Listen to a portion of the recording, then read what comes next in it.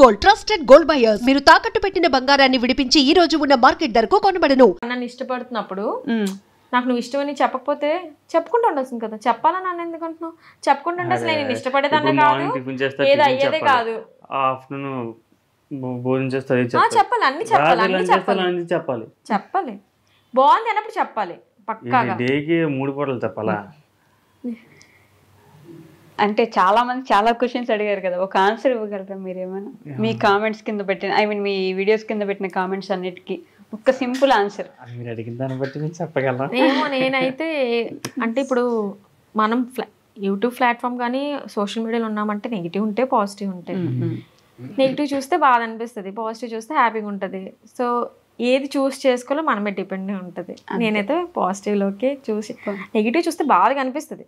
బాధగా అనిపించినప్పుడు ఎందుకు ఎవరైనా ఇలా పెట్టారు అని అడుగుతాను, నేను అంటాను, నేను మా చెల్లి డిస్కస్ చేస్తాను, ఎందుకు ఇది ఇలా వచ్చింది, ఎందుకు ఇలా పెట్టారు. అస్సలు పట్టించుకోడు, పెద్ద కాదు అసలు. ప్రియా వస్తాయి, వస్తాయి, మనం వాళ్ళకి వద్దని చెప్పిన వాళ్ళు పెడతారు. ఫీల్ అవుతాను కానీ నాకు పాజిటివ్ కామెంట్స్ చూసినప్పటికీ ఇంక ఇది డిసిపియర్ అయిపోతాయి. అప్పుడు నేను అడిగినప్పుడు పెళ్లి ఎప్పుడు చేసుకుంటున్నారంటే లైఫ్ లో చాలా సెటిల్ అవ్వాలి అన్నారు. ఇప్పుడు సెటిల్ అయ్యారా? అయ్యో పర్లేదు, లైఫ్ లో సెటిల్ అవ్వ కాదు, టైం అంటే నేను అప్పుడు మాకు అప్పటి నుంచే ఉంది ప్లానింగ్. ఓకే మేము ఈ టైం చేసుకోవాలి, ఎప్పుడు చేసుకోవాలి, మేము ఫెబ్లో చేసుకుందాం అని అనుకున్నాం. అప్పుడు చెప్పాం కదా, అవును ఫెబ్లో చేసుకోవాలి, ఎప్పుడు చేసుకున్నా మేము మ్యారేజ్ మాత్రం చేసుకోవాలనుకున్నాం కానీ అవ్వలేదు. అంత ఈజీ కాదు, ఎప్పుడు అవ్వాలో అప్పుడే అవుతారు. కానీ ఎప్పుడైనా సరే ఫిబ్రవరి అని చెప్పి అనుకున్నాం. జాబ్ ఫెబ్లోనే చేసుకున్నాం కూడా, ఫెబ్లోనే చేసుకున్నాం. ఎందుకు ఆ ఫెబ్ మీద అంత? మా మమ్మీకి నాకు ఫెబ్లో చేయడమే ఇష్టం, సో అందుకే నేను ఫెబ్లోనే చేసుకోవాలనుకున్నాను. ఎలాగ మమ్మీకి యాక్చువల్లీ అయితే అరేంజ్ మ్యారేజ్ చేయడం ఇష్టం, నేను చేసుకోలేదు కదా. అట్లీస్ట్ అదేనా నేను. అండ్ అది కాకుండా శివుడు పార్వతి, శివుని ఎక్కువ నమ్ముతాను కదా, శివుడు పార్వతి పెళ్లి ఫెబ్లోనే అయ్యింది. అండ్ ఫెబ్లో చేసుకుంటే మేము ఇద్దరు బాగుంటాం, కలిసి మంచిగా ఉంటాము అని చెప్పి మమ్మీ నమ్మకం, ఫెబ్లో చేసుకోవాలని నేను డిసైడ్. ఓకే, సో పేరెంట్స్ విలువ కానీ వాళ్ళు చేసిన కష్టం కానీ మనం పేరెంట్స్ అయ్యాకే తెలుస్తుంది అని అంటారు. ఎంతవరకు నిజం? మీకు అలా అర్థమవుతుంది? చాలా బాగా.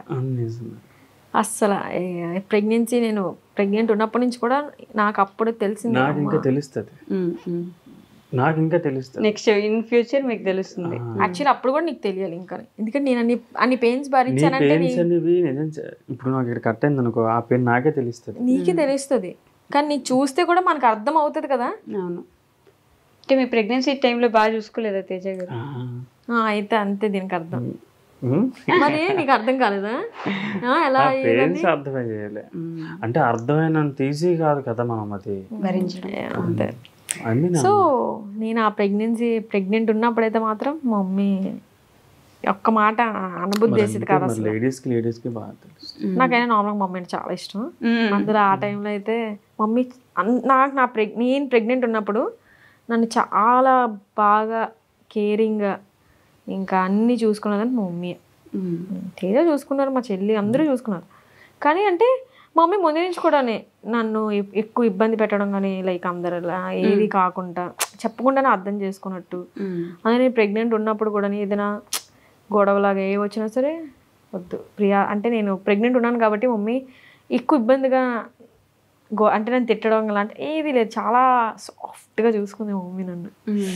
ఆ కేరింగ్ వేరే అసలు మమ్మీది అయితే. తేజ ఎలా చూసుకున్నారు?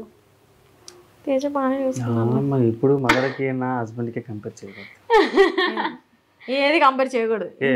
ప్రియా మదర్ చూసుకుంది వేరు, ప్రియా చూసుకుంది వేరు, ఇంకా హస్బెండ్ కన్నా. కానీ అలా ఏమి ఉండదు. చాలా మందికి మదర్ లేకపోతే హస్బెండే మదర్లా చూసుకుంటారు. అవునా కదా? అవును, కానీ మదర్ పొజిషన్ అయితే ఎవరికి ఇవ్వలేరు. నేను అది మాట్లాడు, అది ఎవరు తీసుకోలేరు. మరి అదే ఇవ్వలేం కాదు, తీసుకొని అది ఉండాలి. ఈ పోస్ట్ పార్టం డిప్రెషన్ ఏమైనా ఉందా మీకు? అంటుంటారు కదా అందరూ, ఉందా? ఫీల్ అవుతున్నారా? అదే అర్థం అవుతుంది నాకు కొంచెం. పోస్ట్ పార్టం డిప్రెషన్ అని బేబీ పుట్టేసిన తర్వాత ఒక ఫేస్ ఉంటుంది, ఆవిడ ఆ ఫేస్లో ఉన్నారు ఇప్పుడు.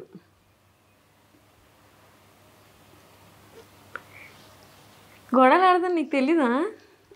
ఊరికే కోపం తెచ్చేసుకోవడం, గొడవలు ఆడడం, ఏడవాలనిపించడం, ఏదో ఒకటి ఆలోచిస్తూ ఉండడం, నాకైతే అదే ఆ ఫేస్ ని పోస్ట్ పార్టం డిప్రెషన్ అంటారు. పేరు తెలియదు తేజ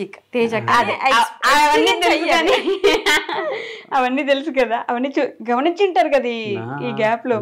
నేనైతే కొన్ని మర్చిపోయేదాన్ని, ఇప్పుడే మర్చిపోయేదాన్ని. అదే దాన్నే పోస్ట్ పార్టమ్ డిప్రెషన్ అంటారు. దాంట్లో ఇంకా బాగా చూసుకోవాలి మీరు. ఊరికూరికే ఏడబుద్దైద్ది, ఊరికూరికే. నేను చాలా మందిని చూసాను, ఆవిడ ఆ ఫేస్ లో ఉందని నాకు అర్థమైంది. అంటే నేను ఏడిపించడమే తప్ప. మీరు ఏడిపించారా? అంటే ఊరుకూరుకు గొడవ పడేసేది. అంటే అప్పుడు ఆ పేరెంట్స్ మనకు తెలియదు కదా, దాంతో నేను గొడవ పడేసేవాడిని. అప్పుడు ఏడ్చేసే వల్ల ఇప్పుడు అర్థం చేసుకుంటున్నారు. పర్లేదులే, నిదానంగా ఒక్కొక్కటి అర్థం చేసుకుంటారు. కొత్త కదా ఈ ఎక్స్పీరియన్స్. సో అంతే, అలా అలా అలా అలా అలా అలా వెళ్తూ ఉంటారు, అన్ని జరుగుతూ ఉంటాయి. 6 సంవత్సరాలు జరిగింది. ఒకటి నేను డెలివరీ అయిన 3 days వరకు అసలు పడుకోలేదు, అసలు నాకు నిద్ర రాలేదు. షాక్ లో ఉండేదాన్ని. డెలివరీ అయిపోయి బయటకు వచ్చిన తర్వాత హాస్పిటల్ రెస్ట్ తీసుకుంటారు. రెస్ట్ పడుకోదు. ఆ 3 రోజులు కూడా పడుకోలేదు. దాని తర్వాత బాబుకి బాగుంది, మళ్ళీ హాస్పిటల్ అప్పుడు కూడా పడుకోలేదు. అప్పుడు ఇంక పడుకుందామని పడుకోవడం నిద్ర రావట్లేదు అంటది ఏమనంటే టెన్షన్ కి. నిద్ర ఎలా వస్తుంది? నాకు నిద్ర రాదు అసలు, నేను అలా ఉండలేను. సో నాకు చాలా భయం. ఆ ఫస్ట్ 3 days నేను షాక్ లో ఉన్నాను.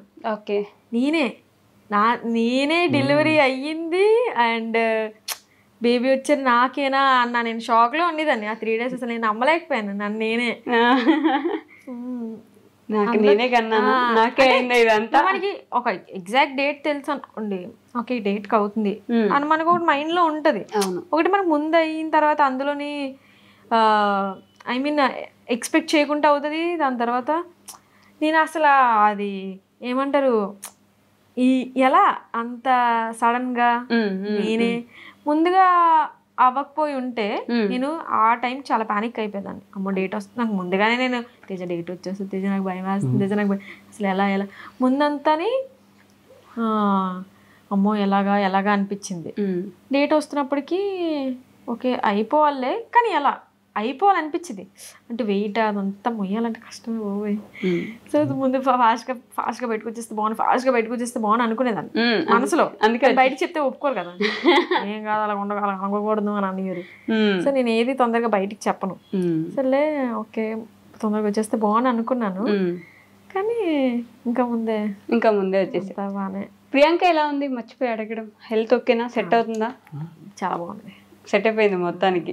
ఇంకా పూర్తిగా సెట్ అవ్వలేదు ప్రియాంక కూడా. తనకి ఇక్కడ ఒక నర్వ్ అనేది కట్ అయిపోయింది. సో తనకి ఇంకా అక్కడ స్పర్స్ అనేది ఉండదు ఇక్కడ హెడ్ దగ్గర ఇప్పటికీ, అసలు ఎప్పటికీ ఉండదు ఇంకా అక్కడ. దానివల్ల దానికి ఇరిటేషన్ ఉంటుంది అప్పుడప్పుడు.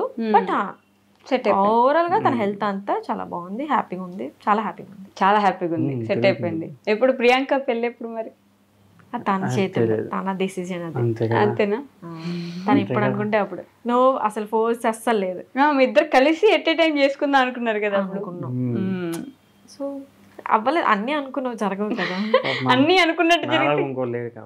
అబ్బా ట్విన్స్ అనుకున్నారు కదా ఫస్ట్. అది వద్దు, మాకు ఒకలే చాలు, మేము ఒకలే భరించలేకపోతున్నాం, ఇంకొకలే మేము చచ్చినా భరించలేము. మిమ్మల్ని ఆయన కూడా భరిస్తున్నాడు కదండి పాపం.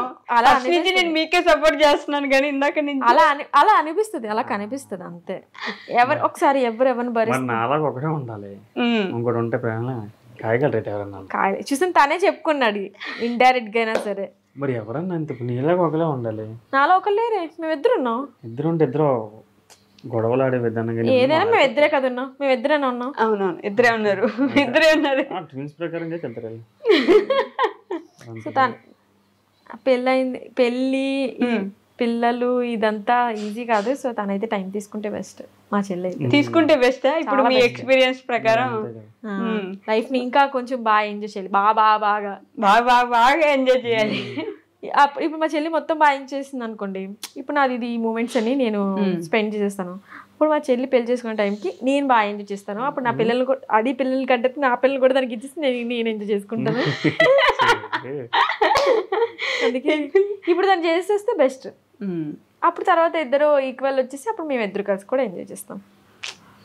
తిరగడానికి ఆలోచిస్తాం. అదే మరి ఎంజాయ్ అంటే తిరగాలి, తినాలి, నేనే అదే కదా అన్నీ వస్తాయి. మీరు ఇంకా ఎగ్జామ్స్ రాస్తున్నారు, ఇంకా చదువుకుంటున్నారు. అప్పుడు ఎప్పుడు ఎంబీఏ అయిపోయింది అన్నారు, ఇంకా అవ్వలేదు. అప్పుడు ఇంకా ఎంబీఏకి వెళ్తున్నాము, డిగ్రీ ఫైనల్ ఇయర్ కదా. నాకు గుర్తులేదు అప్పుడు కోసం. నాకు గుర్తులేదు కానీ లాస్ట్ డిగ్రీ యాక్సిడెంట్ అవ్వకముందే ఎగ్జామ్స్ రాసాం కదా. ఏది యాక్సిడెంట్ అప్పుడే మీరు ప్రెగ్నెంట్ గా ఉన్నారు ఎగ్జామ్స్ రాసే టైంకి. అది కానీ యాక్సిడెంట్ అవ్వలేదు, నాకు యాక్సిడెంట్ అవ్వలేదు. అప్పుడే ఫైనల్, అవి ఫైనల్. ఇప్పుడు ఏంటి జాబులు చేస్తున్నారు అసలు? ఇంతకి జాబ్ లేదు. ఇద్దరు? నేను చేస్తాను, నేను లేదు. మీరు చేయట్లేదు, యూట్యూబ్ చేసుకుంటున్నారు వీడియోస్ అంతే. చాలు. నాకైనా బయట వెళ్ళి చేయాలని నాకు భయం. చేశాను యాక్చువల్లీ పెళ్ళికి ముందు, జస్ట్ జాయిన్ అయ్యలేదు, పెళ్లి డేట్ తీసేశారు, ఆపేసారా జాబ్? ఎందుకంటే యాక్చువల్లీ మరి ఇన్లాస్ ఇంటికి వెళ్ళిపోతాము అనుకున్నాం. సో అంత లాంగ్ నుంచి మళ్ళీ ఇంత లాంగ్కి ట్రావెల్ చేయలేను అని చెప్పేసి ఆగిపోయాను. అందట్టు అప్పుడు కూడా నాకు ఎగ్జామ్స్ ఉండేవి. సో ఎగ్జామ్స్కి లీవ్ ఇవ్వడం కూడా అవ్వదు అన్నది. ఆ ఎగ్జామ్స్కి అవ్వదంటే నాకు పెళ్ళి నైట్, అంటే నైట్ టైమ్, ఆ టైమింగ్స్